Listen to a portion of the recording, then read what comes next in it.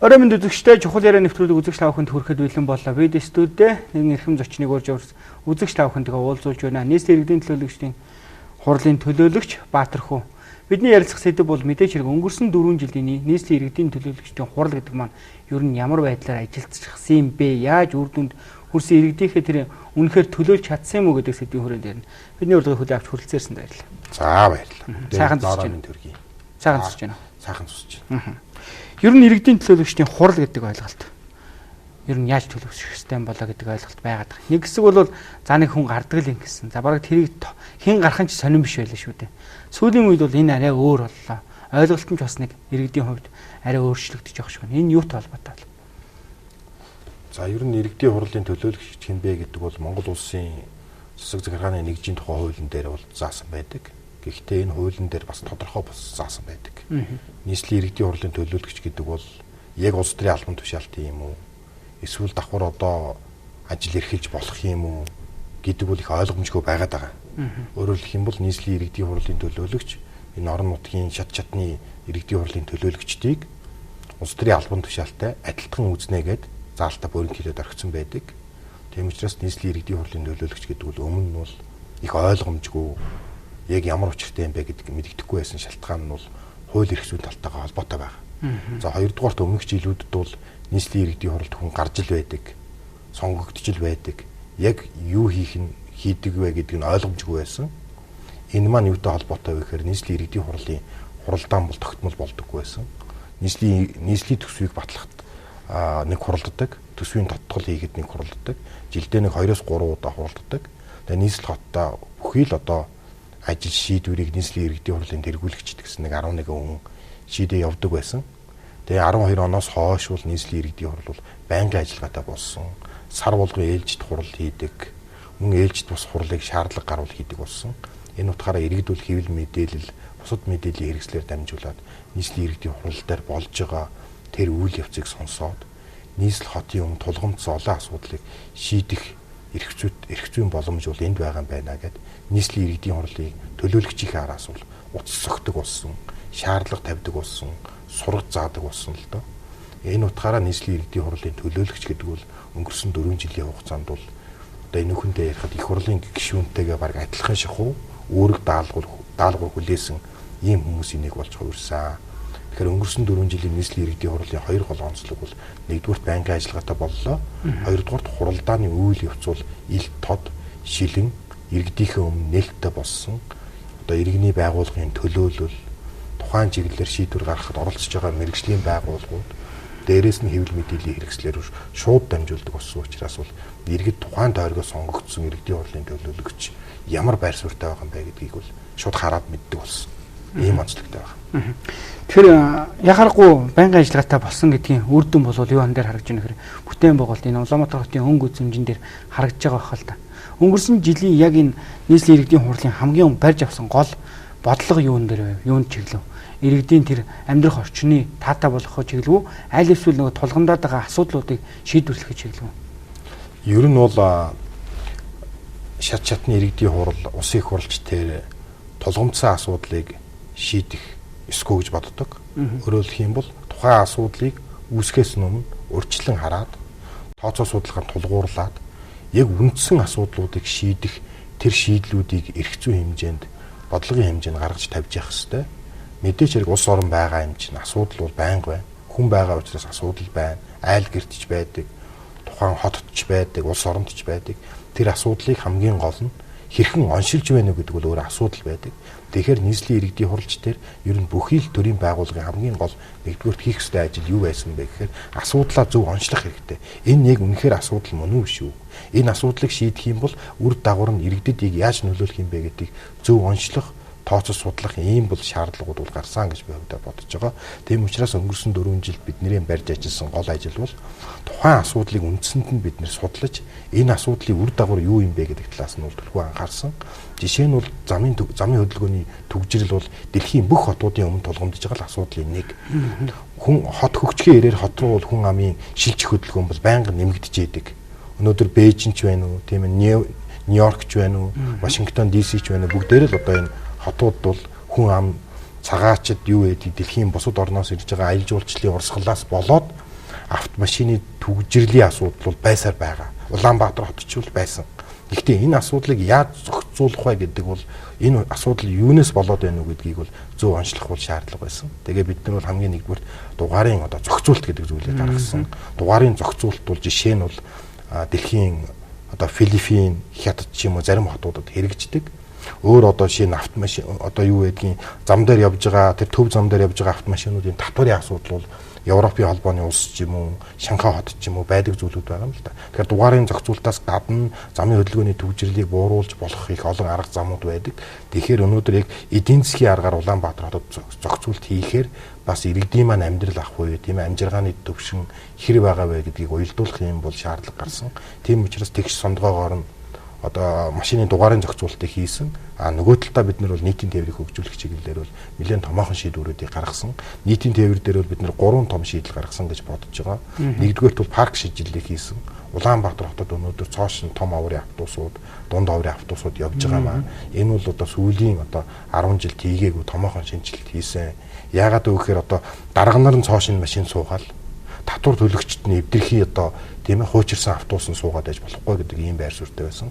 За хоёрдугаарт нь бол бид нэр Улаанбаатар хотын нийтийн тээвэрт бол смарт карт буюу цахим төлбөр тооцооны систем нэвтрүүлсэн. Энэ маань юу илэрхийлж байгаа вэ гэхээр ерөөсөө нийтийн тээврийн эрэлт хэрэгцээг их тодорхой болгож байгаа. Яг үнэн хэлэхэд өглөө одоо 5 шарын буудлаас багшийн дээдийн буудлын дээр 8 цагаас 9 цагийн хооронд хичнээн хүн буудаг юм бэ гэдгийг хэн ч тоолж чадаагүй байсан л да. Тэгэхээр бид нар энэ асуудлыг шийдэхдээ аль болохоор тооцоо судалгаагаа давхар гаргах юм бодлого барьж ажилласан. Өөрөлдөх юм бол ямар нэгэн дараагийн шийдвэр гаргахад тооцоо судалгаа бол зайлшгүй байх ёстой. Тэр утгаараа бол энэ цахим төлбөр тооцооны систем бол зөвхөн санхүүгийн систем юм шиг боловч нөгөө талдаа зорчигч урсгалын мэдээллийг үнэн зөв оруулж ирж байгаа их мундаг мэдээллийн систем болж байгаа юм л да. Яг хідэн ахмад зорчоод байгаа. Яг хичнээн оюутан үнэхээр нийтийн тээврээр яваад байгаа юм бэ гэдгийг бол бодтер үнэлж байгаа юм л да. Хуучин бол зүгээр л оюутны байгууллага орж ирэл манай оюутнууд тэдэн карта авна гэж карта аваад тэр халамжийн сонгоос мөнгө аваад явдаг байсан. Одоо бол бодтой болж эхэлж байгаа. За 3 дугаарт нийтийн тээвэр бол 1-р нэгнээр явдаг болсон. 1-р нэгнээр явдаг болсон. Бид нар ямар байр суурь баримталж байгаа вэ гэхээр эрх мэдэлтэн дарга нар 1-р нэгнээр биш нийтийн тээврийг 1-р нэгнээр тавьж гинэ гэдэг бол ерөөсөө иргэн болгон тэгшэрхтэй тэр дундаа татвар төлөө явж байгаа нийтийн тээврийг сонгож байгаа иргэнд бол илүү боломж олгоё гэдэг л ийм шийдэл байна.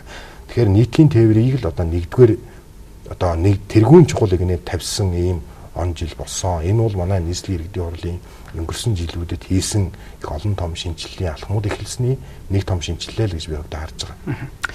Баатар хүү гэдэг иргэдийн хурлын төлөөлөгч болохоор нийгмийн тал руугаа нийгмийн асуудал ялангуяа иргэдийн яг амьдралд боловсролч гэдэг юм эрүүл мэнд энэ тал руу нэлээд ажил барьж авч хийгээд байна гэсэн зүйл зүгээр ажиглагддаг байсан. Үнэхээр тэгэж хийгээд байна уу? Аль эсвэл зарим нэг ажил чинь тэгэж хүмүүст харагдаад байна уу? Яг л хүн болгон бол бүх талаараа давуу талтай байх боломжгүй шүү дээ. Би зарим зүйлүүдийг одоо сайн мэдэхгүй тийм ээ. Тэгэхээр та ус сэтгүүлчийнхээ ажлыг сайн хийвэл Монгол улс хөгжиж шүү дээ. Би одоо тэр тойргоо сонгогдсон иргэд нийслэлийн одоо гол асуудлуудыг л зөв шийдэл гаргах юм бол улс орон хөгжинэ. Тэгэхээр одоо би заавал барилга бариад бүх хүн одоо нэг бүх асуудлыг мэддэг байх энэ сэтгэлгээнээс өөрчлөгдөж байна л да. Тэгэхээр миний хувьд бол илүүтэйгээр нийгмийн асуудалд анхаарал хандуул 4 жил ажилласан. Тэр дундаа боловсролын салбарт хамгийн анх нийслэлийн иргэдийн хурал сонгогдсны дараа Японы төслийнх нь надад ямар санал хэлж ирсэн бэ гэхээр Улаанбаатар хотод хөрөнгө оруулалт хийгээд сургууль цэцэрлэг барих гэхээр газрын асуудал хүнд байдаг. Тэгэхээр та бүхэн доотлолтой цэцэрлэгтэй дээдлэлтэй баг сургуультай байдлаар сургууль цэцэрлэгийг хамтдан шийдэх энэ боломж юу байна гэсэн энэ саналыг бол хэлж ирсэн. За үүний дараа бол илүү боловсронгуй болоод энэ талдаа баг сургуультай, энэ талдаа цэцэрлэгтэй дундаа спорт зал бүхий боловсролын цогц байгууламжийг нийслэлийн иргэдийн хурлаас баталж одоо 86 байршил батлаад өнгөрсөн 4 жилийн хугацаанд бид нар бол нэг 16 ширхэг баг сургууль цэцэрлэг спорт заалны цогцлбор барилгыг бол иргэдэд хүлээлгээд өгөөд байна л да. За энийг хүлээлгэж өгснөөр бол нийтдээ нэг 6400 орчим хүүхдүүд сургууль цэцэрлэгтээ ойрхон болж байгаа. 6400 аав ээж өнөөдөр хүүхдээ хараад гэртээ суух шаардлагагүй болж байгаа. Зөөх шаардлагагүй. Тийм ээ. 6400 хүүхдүүд 6400 аав ээж хүүхдүүдээ холд зөөх шаардлагагүй болж байна л да. За үүний дараа мөн одоо энэ сургууль цэцэрлэг ашиглалтанд орсноор бол 1000 гаруй ажлын байр шинээр бий болж байгаа юм л да. Тэгэхээр сургууль цэцэрлэг бий болж гин гэдэг бол нэг талдаа хүүхдэд өгж байгаа маш том хөрөнгө оруулалт. Нөгөө талдаа ээж аавд нь өгж байгаа ажил хийх боломж бий болгож байгаа. Нөгөө талдаа бас шинэ ажлын байр багш нарт олгож шинэ ажлын байр бий болгож байгаа. Ийм том хөрөнгө оруулалт болсон болов уу гэж бодож байгаа. За хоёрдугаарт нь бол нийслэлийн иргэдийн хуралд сонгогдсон даруйдаа бид нар бол багш нар эмчнэрийн урамшууллын тогтолцоог бий болгосон. Ер нь зүгээр дэлхийн энэ 200 гаруй улсыг харж яхад бол та бүхэн бүгдээрээ л мэднэ энэ чухал яриагаар орж байгаа хүмүүс бол тал бүрээс нь л ярьдаг баг. Өөрийн гэсэн хөгжлийн л онцлогтой. Алдаж онсон түүх болгон байдаг. Тэгэхээр Монгол улс гэдэг нэг 3 сая хүнтэй байгалийн баялаг ихтэй энэ улс орны хөгжлийн модель юу байх вэ гэдэг асуудал байгаад байна. Тэгээ би энэ жижигхэн юм хэлье. Нэг хүн годомжинд одоо явж байгаад юу гэдэг эсвэл банкнаас ч юм уу сая төгрөг зээллээ гэж бодъё. Нэг хүн нь бол тэр сая төгрөгээ зүгээр л одоо дэлгүүр ороод үрчиж байна. Нэг хүн нь бол одоо сая төгрөг банкнаас авлаа гэж бодоход тэр сая төгрөгөөрөө ногоо тариад намар нь ногоогоо хураагаад 2 сая төгрөгтэй болоод дахиад ингээ дараа дараагийнхаа бизнесийг хийгээл явж байгаа юм л да. Тэгэхээр юу юм бэ гэхээр мөнгө баялаг гэдэг бол боломжийг л бий болгож байгаа. Тэр боломжийг ашиглах чадвар өөрөө тухайн хүний үндсэн чадвартай холбоотой байдаг. Боловсролынхын системтэй холбоотой байдаг л гэж хэлэх гээд байгаа юм л да. Тэгэхээр дэлхий дээр байгалийн баялагтай улс болгон одоо амжилттай хөгжөөд байхгүй байна л да. Тэгэхээр энэ баялагтай байх нэг хэрэг энэ баялагийг жинхэнэ баялаг бий болгох энэ боловсролын системийг яаж одоо сайжруулах вэ гэдэг дээр бол нийслэлийн иргэдийн хурал бол өөрийн гэсэн хувь нэмрээ оруулаад ингээ багш нарын урамшууллын тогтолцоотой болгоод эрүүл мэндийн салбарт урамшууллын тогтолцоотой болгоод тэгээ баг сургууль цэцэрлэгийн цогцлбор барилгыг бий болгоод ингэж үл анхаарч ажиллаж байгаа маа. Энэ бол манай хэдийгээр нийгмийн салбар юм шиг боловч хүндээ өгж байгаа, ирээдүйдээ өгж байгаа, хүүхдүүдэд өгж байгаа маш том хөрөнгө оруулалт. Өнөөдөр хүүхдээ сайн боловсрол эзэмшүүлэхээс татгалздаг одоо ээж аав гэж нэгч байхгүй. Аав ээж болгон бол хүүхдээ сайн хүн болгоё гэж боддог. Өөрөөсөө л илүү боловсралтай. Өөрөөсөө л илүү болгоё гэж боддог. Энэ боломжийг л олгоё л гэж 4 жил ажиллаж байгаа бид нар. Газар чөлөөлөх гэдэг түрүүн үг дурдагдлаа шүү дээ тийм. Үнэхээр сургууль цэцэрлэг барих гэхээр газрын асуудал бол яа харахгүй тулгардаг. Энэ бүхнийг ер нь яаж зохицуулж байна? 85 байршил гэж энэ үлдсэн байршлууд маань бас хизээ газар нь цэцэрээ сургууль цэцэрлэг баригдаад явах бол. Ер нь бол айлууд энд ингээ сургууль цэцэрлэг барина гэхээр хоорондоо тохирчдөг юм байлээ. За ер нь газар өгөхгүй шүү. Өгвөл үнэтэй өгөн шүү. За нэг үний юм байна. Өнгөрсөн 4 жилийн хугацаанд ер нь манай гэр оролд байгаа ашиг байшингийн газрын үнэлгээ бол өөрчлөгдсөн, өссөн. Тэр дундаа энд одоо төсвийн мөнгөөр хөрөнгө оруулалтын нэхэр бүр үнэлчихэд байгаа юм л та. Тэгээ нэг нь тэр иргэний өөрийнх нь ховын өмч учраас бид нэр булааж авч болохгүй. Гэхдээ тэнд сургууль цэцэрлэг барих шаардлага байгаад байдаг. Энэ асуудлыг яаж зохицуулах вэ гэдэг дээр бид нэр өнгөрсөн жилүүдэд нэлээд анхаарсан. Ер нь бол миний ойлгож байгаагаар цааш одоо юу байдгийг ер нь энэ газар зохиол чөлөөлтийн асуудлыг нэлээд өөрчлөгдөх ёстой л гэж бодоод байгаа. Яагаад тэгэхээр өнгөрсөн 4 жил бол бид нар газар чөлөөлтийн асуудал дээр тодорхой хэмжээнд хугацаа алдсан үнэн. Тэгэхээр энэ газрын харилцааг илүү боловсронгуй болгох юм шаардлага байгаа юу гэвэл мэдээж байгаа. Энийг илүү боловсронгуй болгох талаар мэрэгжлийн байгууллагууд нэлээд сайн судалгаа хийсэн. Шийдлийг бол гаргаад эхэлсэн байгаа. Ер нь газартай холбоотой асуудал ярихад бол газар өмчлөлийн хууль 2002 онд батлагдаад 2003 оноос эхлэхэд бол 2012 оны хүртэл энэ одоо 9 жилийн хугацаанд 93 мянган иргэн газар өмчилж авсан юм байд. 93 мянган иргэн. Тэгэхээр одоо юу вэ? 93 мянган иргэн 9 жилийн хугацаанд. Тэгэхээр сая 100 мянган Улаанбаатар хотын иргэн газар өмчилж аваагүй явж байсан. Үндсэндээ бол газрын харилцаа гэдэг бол ширээн доор нуугдсан бол байдлаар явагддаг. Танил талтай боломжтой хүмүүс нь уулын дам амаар газар аваад идэг. Жирийн иргэн бол газар авч чаддаггүй. Нэг л энэ байдал байсан. Тэгээ 2012 оноос хойш газрын цахим хэлбэрээр олголт шийдсэн. За 41 байршилд одоо нэг 70 мянган хүн газар авчиад байна л да. Газар авчиад. Тэгэхээр жилдээ нэг 10 мянган хүн газар авдаг байсан бол одоо жилдээ нэг 17-оос 18 мянган хүн газар авах юм боломжтой болж байна л да. Тэгэхээр газар өмчлүүлэх ажил бол миний ойлгож байгаагаар 2 дахин хурдан болсон. Гэхдээ арын хаалгагүй хин нэгэн даргын үүдийг сахих шаардлагагүй. Та интернетээр өөрөө бүртгүүлээд тэгээ одоо үнэхээр сугуулахаас шаардлага байхгүй. Тэр интернетийн програмаар шудраг шийддэг болсон. Тэгэхээр юу гэхээр ерөөсөө бид нэр үндсэндээ энэ газрын асуудалд бол шудраг харилцааг л тогтоохгүй бол энэ болохгүй юм байлаа. Газрын асуудал өөрөө их том маргааны сэдв болдог. Энэ маргааны сэдв явж шүүх рүү явдаг. Тэгээд үндсэндээ бол жирийн иргэд ихэвчлэн тохирж үлддэг л ийм асуудал байсан. Тэгээд энийг зэгслэхийн төлөө манай өмчийн харилцаа газрын албаныхын ч гэсэн хамаг одоо хүч чадлаа дайчлан ажилласан гэдгийг хэлэх зүг байна. Ер нь сургууль цэцэрлэг гэдэг нийгмийн асуудал ярихаар дээрээс нь дагаад За өндөр настан гуйтай холбоотой ч гэдэг юм бусад асуудлууд яригддаг л наандаж л нөгөө нэг амрах, тоглох, хүүхдийн тоглоомын талбай ч гэдэг юм уу. Энэ бүхэн дээр иргэдийн хурал бас ямар бодлого барьж өнгөрсөн хугацаанд ажиллав. Энийн тэгээд шийдлээ олсон гарц байж чадваа эсвэл арай өөрчлөгдөх тэр шаардлага зүй байна уу? Ер нь хот гэдэг бол хүн амын л одоо тийм их зохион байгуулалт шаардсан таатай амьдрах орчныг бий болгохын тулд л хүн амыг л зөв зохион байгуулалтанд оруулах. За онлын хэлгээр хэлэх юм бол төлөвлөлт өөрөө их зөв байх шаардлага байгаа юм л та. Та өөрөө мэдж байгаа Улаанбаатар хотын туул голоос урагшаа хэсэг маш их орон сууцны барилгууд баригдаж байгаа. Орон сууцны барилгууд баригдаж байгааг ерөөсө буруутгах гээгүй. Гэхдээ тэнд баригдаж байгаа сургууль цэцэрлэг бараг байхгүй. Үндсэндээ бол манай төлөвлөлт бол эдийн засгийн ашигын түлхүү харсан нийгмийн үр ашиг буюу өнөөдөр ашигтай байж болох ч өнөөдөр ашиггүй байж болох ч тийм ээ ирээдүйд хүүхдүүдэд өрөөгөөж өгөх тийм нийгэм соёлын хүчин зүйлийн орхисон төлөвлөлтөд бид нар яваад байгаа юм л да. Тэгэхээр энэ байдлыг өөрчлөхийн тулд гэр ороолын дахин төлөвлөлтчдэр шинэ суурьшлийн бүсэд орон сууц барих ажил чигсэн нийгэм соёлын барилга байгууламжийг орхигдуулахгүй гэдэг л төлөвлөлт хийгээд байгаа. Өөрөөр хэлэх юм бол асуудлыг бид нар томоор харъя л гэж байгаа. Хуучин бол би мэдээж тэр бизнесмений буруу ш. Энд одоо газар байвал орон сууц барихыг л бодно. Гэхдээ орон сууц бариулах гэж байгаа бол бид нар энд сургууль цэцэрлэг байна шүү гэдэг газраа авч үлдъя. Энд хүүхдүүд чинь тоглоноо. Энд ахмадууд чинь салхилнаа, наралнаа гэдгийг үлдээхийн тулд төлөвлөлтийг л бид нар зөв хэмжээнд сайжруулах юм шаардлагууд байгаа. Мэдээж хэрэг энэ бол одоо өргөс авсан юм шиг 4 жилийн хугацаанд өөрчлөлт. Ингээд яг гэр ороолын дахин төлөвлөлтөөр энэ зүйлийг бас хэрэгжүүлж чадж байна. Гэр орол энийг чиглүүлж амжсан уу? Гэр ороолын дахин төлөвлөлт бол үндсэндээ та бүхэн бүгдээрээ мэдж байгаа бизнесийн байгууллага ороод явж байгаа. Одоо хувийн компаниудын нуруунд дээр явж байгаа шүү дээ. Тэр бол сонгон шалгаруулалт хийгээд тэр сонгон шалгаруулалт хийхдээ тухайн гэр ороолын тэр бүсэд оршиж байгаа иргэдийн санал асуулгаар тухайн компанийг сонгоод тэр компанид одоо батламж өгөөд тэр компани бол өөрийнхөө мөнгө төгрөгөөр гэр ороолын дахин төлөвлөлтийг хийж байгаа. Гэр ороолын дахин төлөвлөлтөн дээр барилга барьж байгаа компани болгон одоо адилгүй байна. Зарим нь маш мундаг үйл ажиллагаа явуулж байна. Зарим нь хангалттай үр дүн гаргаж чадаагүй байгаа. Жишээлх юм бол Сүхбаатар дүүргийн 11-р хорон дээр баригдаж байгаа хангаа хотхон бол манай нийслэлийн хэмжээнд хэрэгжиж байгаа гэр ороолын дахин төлөвлөлтийн хамгийн үлгэр жишээ гэж ойлгож байгаа. Тэнд бол одоо нийгэм соёлын байгууллага, хүүхдэд дээлтэй орчин, ахмаддаа таатай орчин бүрдүүлэх чиглэлээр хамгийн үлгэр жишээ ажилласан.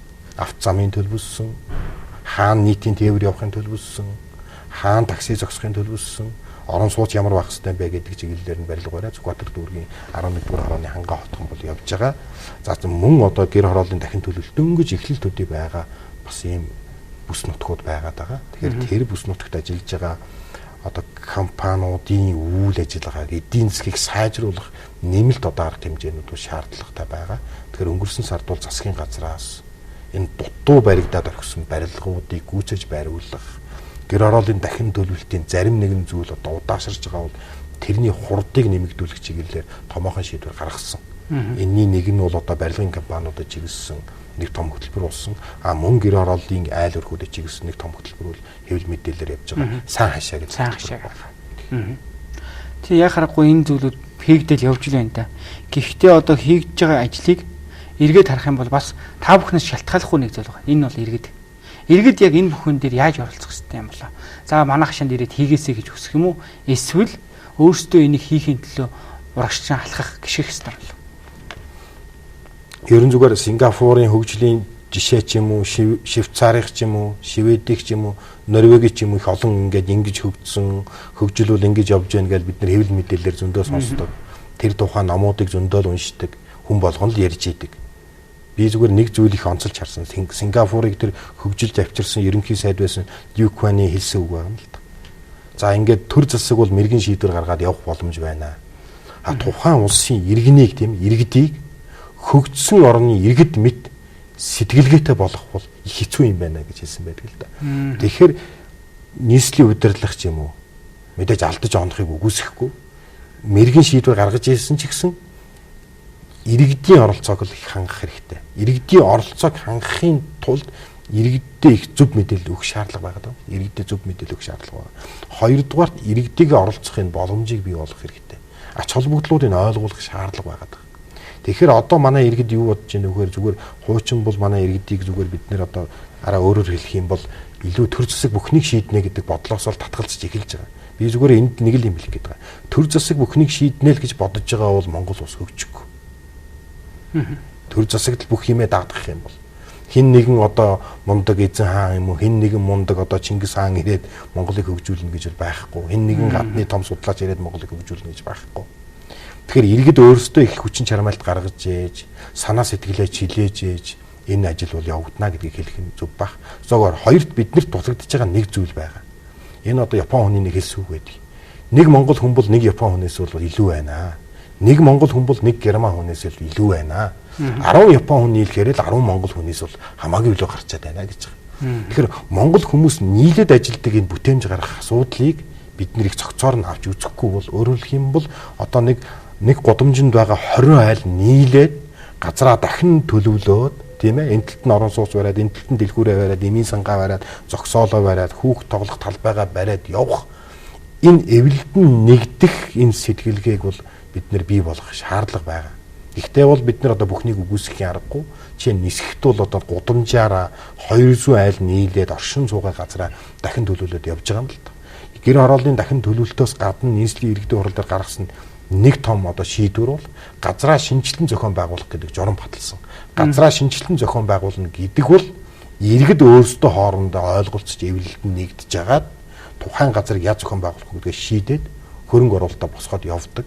Тэгэхэд нисгтэр хийж байгаа тэр бодит жишээ бол газрынхаа хэмжээгээр метр квадратаар хувьцаа гаргаад хувьцаат компани болоод тухайн одоо гудамжинд байгаа хүмүүс бол хувьцаат компани гишүүн болоо авчиж байгаа. Тэгэхээр яг энийн шиг энэ луга адил бусад одоо хороодод амьдарж байгаа иргэдийн эвлэлтэн нэгдэх энэ хүсэл тэмүүллийг хөдөлгөх, энийг ойлгуулах ийм шаардлага бол зүй ёсны байна. Өнөөдөр 21-р зуун бид нар энэ модон жарлантайгаа өвөл гэртээ нүүрс түлдэг байх ёсгүй.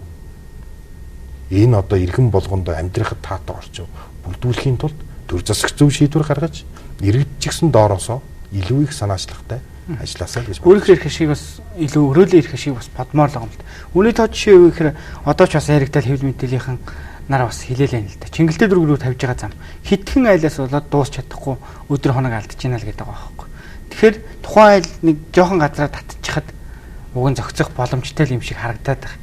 Тий, манай Чингэлтэй дүүргийн 7 буудлаас хоошо тавьж байгаа зам бол нийслэлийн төсвийн хөрөнгөөр хийгдэж байгаа. Тэгээ энэ зам бол одоо эд тавигдаад дуусах шатантай явж байна. Тэгээ зарим нэг ажил удаашрж байгаа шалтгаан бол үндсэндээ 3 айлын асуудал байгаад байгаа.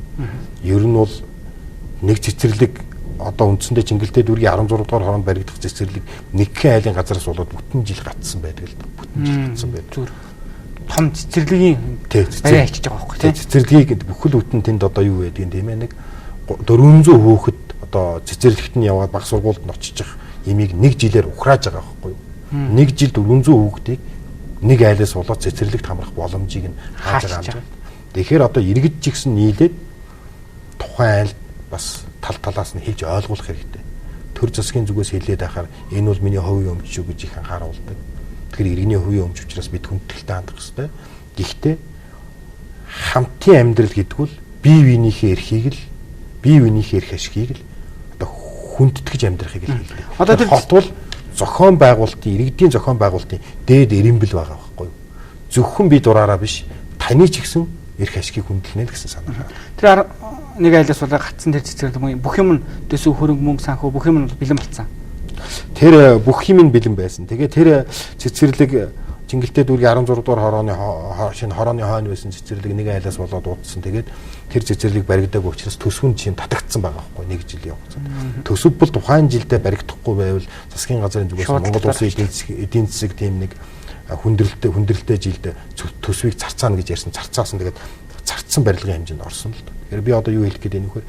Нэг айлаас болдог энэ асуудлыг бид нэр хамгийн оновчтой шийдлүүдийг л иргэдтэйгээ ярилцах шаардлага байгаа. Суулгахын тулд нөгөө нэг төлөөлж байгаа хүмүүс маань хэлгүүж яриад байгаа шээ. Тий.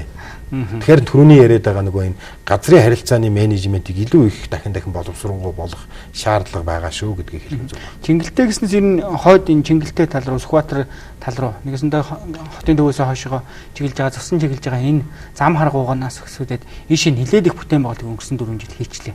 Дэд бүтц тал руугаа ч гэх юм уу, сургууль цэцэрлэг тал руугаа. Ер нь энэ ажил маань үр дүнгийн хэмжээнд тооцож үзэх юм бол хэр хэмжээнд хийгдсэн гэж ер нь зөв өөрөө ч явж харж байна. Хамгийн гол нь иргэд ингэж ярьж байгаа. Зам барьж болно. Та бүхэн бол зам сайн барьсан. Туслангийн замыг бол одоо 30 жилийн дараа шинжилж байна.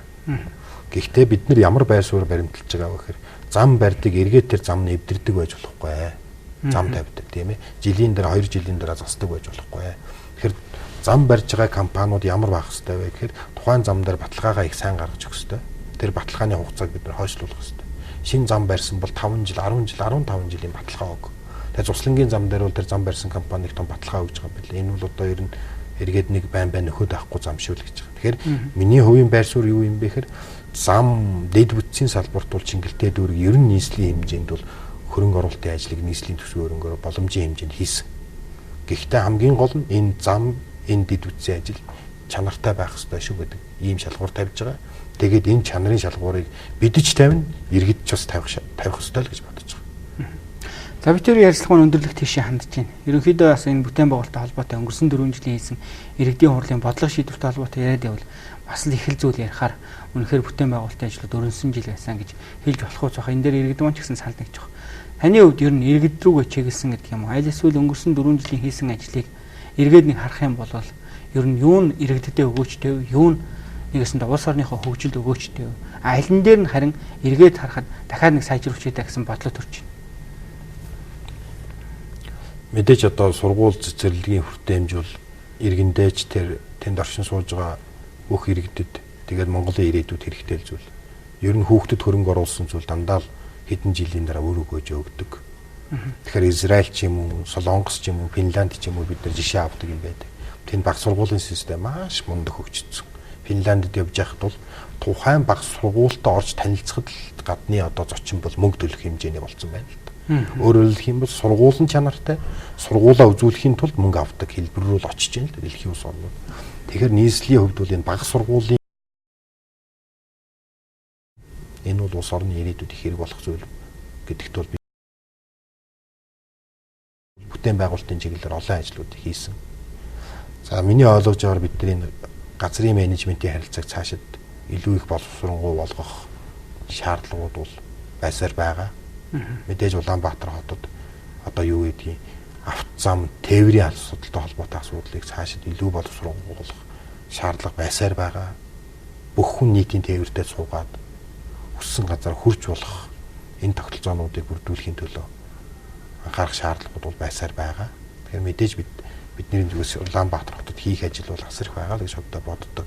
Яагаад гэвэл Улаанбаатар хот өөрөө залуу хот. Байгуулагдсан жил нь 365 66 жил боловч энэ бол дөнгөж одоо юу гэдгийг дэлхийн хот болчихсон тийм ээ. Саятан хот болчихсон. Ийм залуу хот. Өөрөөр хэлэх юм бол Улаанбаатар хотод өнөөдөр 186 мянган өрх гэр оролт амьдарч байна. Энэ бол Улаанбаатар хотод хийх ажил их байна гэсэн. Улаанбаатар хотод газрын харилцааг нь боловсронгуй болгож энэ газрыг эдийн засгийн эргэлтэнд оруулж энэ эргэлтийн эдийн засгийн эргэлтийн үр шимээс нь тэнд оршин сууж байгаа иргэд хүртэх энэ боломж бололцоо ийм шийдлүүд бол байсаар байгаа л да. Тэгэхээр Улаанбаатар хот бол асар их нөөцтэй хот гэж би боддог. Асар их нөөцтэй хот гэж боддог. Өөрөөр хэлэх юм бол Батуул дарганыг хэлж илээ. Улаанбаатарын гэр хороолол дээр ирээдүйн Токио, ирээдүйн Сеултэй өрсөлдөхөөс ийм хот болох боломж байна гэж байгаа. Тэгэхээр би яагаад залуу хот гэж хэлж ийм вэхээр дэлхийн зарим хотууд бол өнөөдөр газар байхгүй. Дахиад нэмээд барилга барья гэхээр ямар ч боломжгүй болчихсон. Бүх юмээ нурааж байгаа юм эсвэл өөр хот руу шилжүүлэх юм боломжууд байна. Улаанбаатар хотод зөв шийдэл гаргаа явах юм бол бүх боломж байгаа. Шийдэл гаргах юм бол боломж байгаа. Өөрөөр хэлэх юм бол асуудал их байна гэдэг бол шийдэл байна л гэсэн санааг хэлэх гээд байгаа. Тэгэхээр манай хот бол хийх ажил их байгаа. Тийм учраас манай хот бол асар ирээдүйтэй хот. Дэлхийн өрсөлдөх чадвартай одоо 10 хотын хэмжээнд очих юм боломжтой хотуудын нэгэ л гэж би боддог. За баярлалаа. Бидний урилгыг хүлээн авч хүрэлцэн студид маань сонирхолтой яриа өрнөсөн. Танд баярлалаа. Таны ажил амжилт хүсье. За баярлалаа. Үзэгч та бүхэндээ чухал яриа нэвтрүүлэг хөрлөө. Дараагийн дугаараар уулзлаа. Баяртай үзэгчтэй.